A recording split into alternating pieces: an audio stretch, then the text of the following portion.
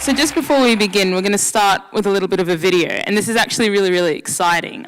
It's the world premiere of the first single from these guys' upcoming album called Song Nation, Volume 1. And it's a video that's been made with a couple of young people from Cairns, so let's have a look.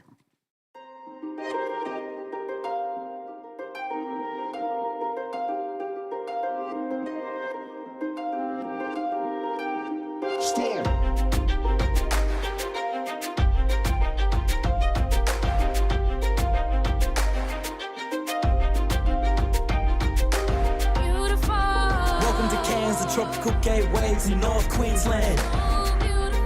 You can take it from me. Summer heat, palm trees, beach reef and Daintree. And it sounds so sweet, tweet of the lorikeet, bare feet on Murray Street. A 3-day trip can turn into 3 weeks. Sunshine, blue sea, tight rhymes and dope beats. It wasn't always easy. It wasn't always paradise. My old people fought hard for land rights. There wasn't any opportunity, freedom for my community. Old people treated brutally. Nothing you can do can break our spirit. We built to last, so start with me. Stand beneath my feet. Now hear my people speak. Dance to the rhythm of your heartbeat. We built to last, so start with me. Stand beneath my feet. Now hear my people speak. Dance to the rhythm of your heartbeat. It took a little bit of time from arrival to get our known white history even taught up in high school.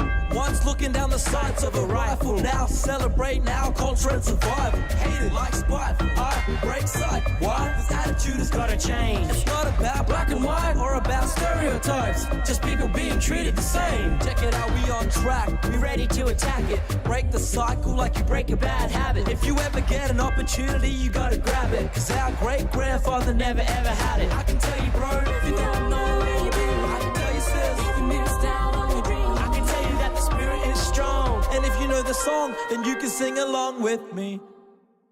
We built to last, so start with me. Stand beneath my feet. Now hear my people speak. Dance to the rhythm of your heartbeat. We built to last, so start with me. Stand beneath my feet. Now hear my people speak. Dance to the rhythm of your heartbeat. We built to last, so start with me. Stand beneath my feet. Now hear my people speak. Dance to the rhythm of your heartbeat. We built to last, so start with me. Stand beneath my feet. Now hear my people speak. Dance to the rhythm of your heartbeat.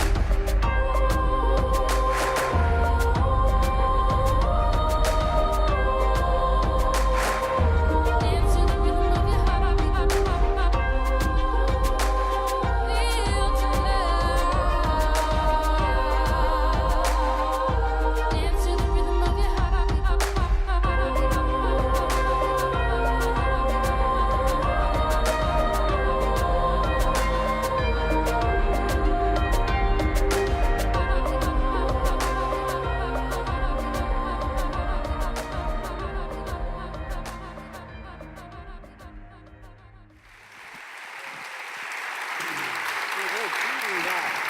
That was beautiful. Thank you. So, Song Nation, which is a project we're going to talk about a little bit about today, is, as I understand it, a sort of an annual songwriting sort of program, and it's a 3 to 4 day program where young people come together and they create something in that few days. And so Desert P Media and the group that we have in front of us here today are the people that are responsible for that. So Rocco, I'll start with you. Sure. Can you tell us a little bit about the context of this project and what you guys do?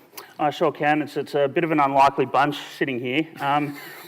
Toby and I were brought together through music, but my involvement in the Indigenous side of things and making music in community stemmed from an icy cold night in 2008, June 2008, when my little brother was tragically murdered. He was 21 at the time. Toby was actually there that evening, as was 4 other of my bandmates of the time. Now, this came as a very big shock to me and my family and our friends. And I'll just quickly mention he was killed by a woman who was on drugs and alcohol after an altercation in the middle of the night. Out of a desperate attempt to turn something so evil into something good, we formed the Smugglers of Light Foundation, which happened at the night of his funeral. At the wake there was a couple of young children who were in attendance who were collecting everyone's glasses and cups, and people started tipping them. There was over 1,000 mourners at the wake, and so by the end of the night they had quite a big bucket of cash. Now, they wanted to keep this money, and their parents said, no, of course you can't, you're too young, you give it to Nigel and Jan, who are my parents. They might want to do something really, really nice with it. And so that was actually the first donation for Smugglers of Light. Now, in the guest book that evening, everyone was writing various quotes and experiences they'd had with my little brother, and Toby wrote a remarkable comment, which was a quote by Wordsworth, I believe, which said, "The gates of darkness will never be closed to the smugglers of light." So the journey began there, and now we're in front of you all these years later, 7 years later, and we've got quite a collection of work behind us, and a really good feeling of grassroots momentum. We take great pride in the work we do. We feel a very strong responsibility to do the best that we possibly can for the community, and it's a very big honour for us to do the work that we do, and an even bigger honour to be able to share it with you here today. So Gail's involvement came a little bit further down the track. I was on tour with an Indigenous Children's Festival. We were in Townsville at the time, and I met Gail. It was a great day, and a number of months later I asked if she'd be the patron of the foundation. She agreed, and we spent about, I think, 15 minutes just crying, holding each other. It was a beautiful moment. We were in Moree at that point in time, I think, when I asked. So we've gone on to become this kind of touring trio where we visit as many communities as we can raise funding for each year. So last year we got to 7 communities, and that's all coming out on a full-length album, which is dropping on the 15th of July. 11th of July. Yeah. Awesome. Thank you for that story. And it's amazing sometimes that the deepest tragedies are what can make, I guess, the greatest things come out of it. Absolutely. Toby, I'll move on to you. Can you tell me a little bit about, so you guys sort of travel to various communities and you work with them through music and through storytelling to be able to create that dialogue. I mean, how do you find that? Tell me a little bit about that process. Well, I guess it kind of started my university days. I've studied theatre at university, and there was a big component of like theatre and cultural action, which is kind of quite a big kind of global industry about using story and art to create dialogue around social and cultural issues. And it's about language essentially. So empowering people to be able to name their world and to be able to make critical assessment of their lives and what's good and bad and what they want to see change, and without the capacity to articulate and engage in dialogue, you're kind of restricted in how you can implement change in your life. So we use the language that we use is art, is music and film, to create a sort of non-confrontational space for communities and young people to talk about change and what they want to see different and what their kind of ideal world is. James Morrison earlier today talked about how music doesn't need to be interpreted in the same way that normal words do. Do you think that's something that you also see, young people using music without necessarily needing the same, working out the language behind it, but they find music an easier medium to communicate through? Yeah, absolutely. I think, young people engage with popular culture forms. It's a language that they speak already. It's just about kind of using that to create an educational context. Awesome. Thank you very much. Gail, I'll move on to you. So you've come in later on in the piece as, I guess, from a different cultural point of view. What do you see young people that you work with in the different communities that you work with, how do you see this kind of project affecting them and how they find identity and place? Well, on the project, I come in as cultural consultant. So I make sure that we follow protocols within the community, because each community we go to is completely different, and you can't say this community is exactly the same as that. No, each community has different issues. So therefore, and also, even when we're dealing with the kids in the community, the girls, Toby says, He's going, girls, look at me when I'm filming. And I'm going, they're not going to look at you. You men. They're not allowed to look at you. So I stand just off center of camera and go, look at me, sing to me. Don't sing, just you can see him, but sing to me. Because traditionally, they would get in trouble. So I have to pull back and go, this is where we're coming from. This is what we have to understand. And with that, it then gives these guys a better appreciation of communities and how each community is completely different. And also a better understanding that for the young people, because it's their community, it's their language, it's their way, you know, you watch them grow through this whole process. You know, from the first time they come in the room, all shy and coy and sitting like this, by the end of the day, they're deadly, they're sitting up, they're clicking, they're cool.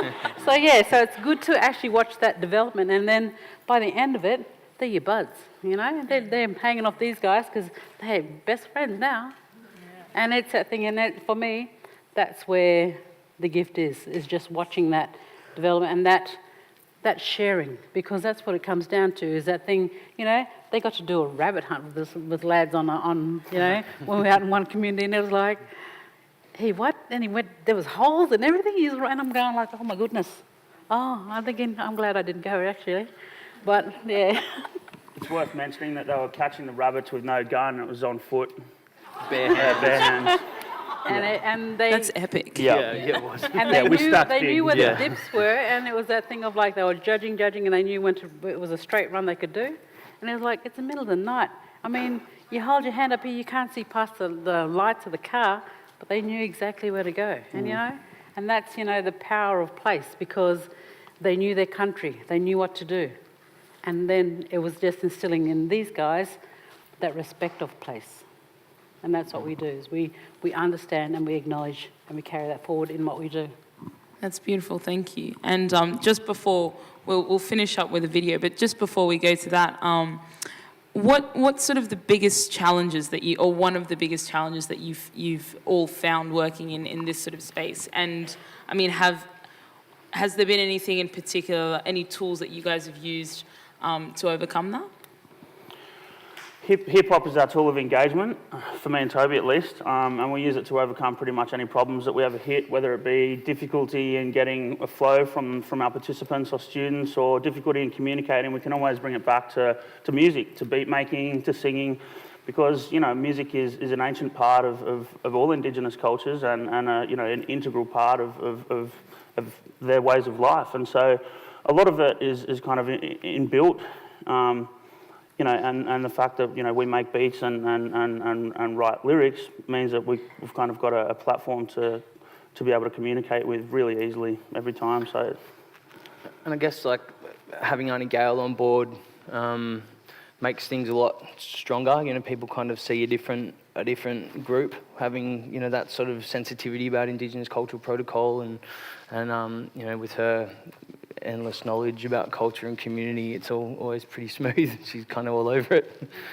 Auntie Gail sorts it all out, eh? Yeah. That's right, and it's that thing of I'm auntie to everybody. So it's all good. That's awesome. Thank you all very much. Well, I guess there's nothing better to describe and to illustrate the power of this sort of experience in this process. Nothing better than actually watching the results. So we'll go to the last video. Thank you very much.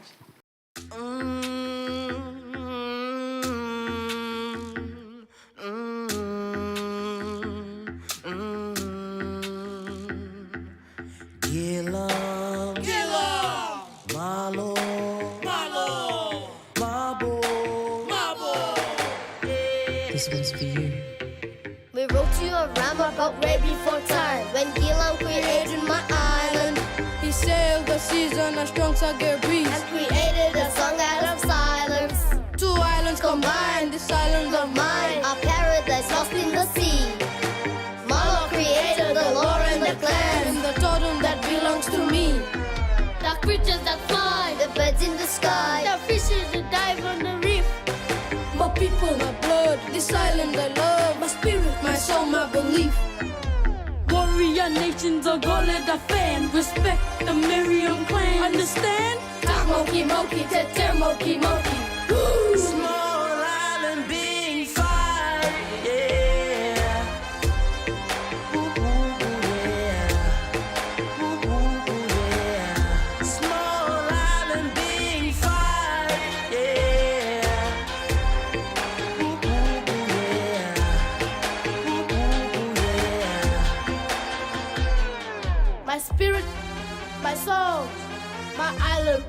my fight.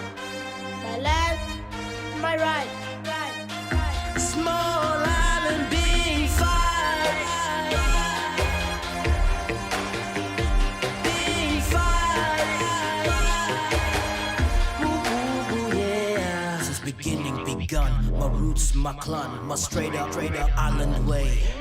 The warriors fought in the sand and the sun, and I speak recognition today. 1981, I'm a man, lodged and claimed to say.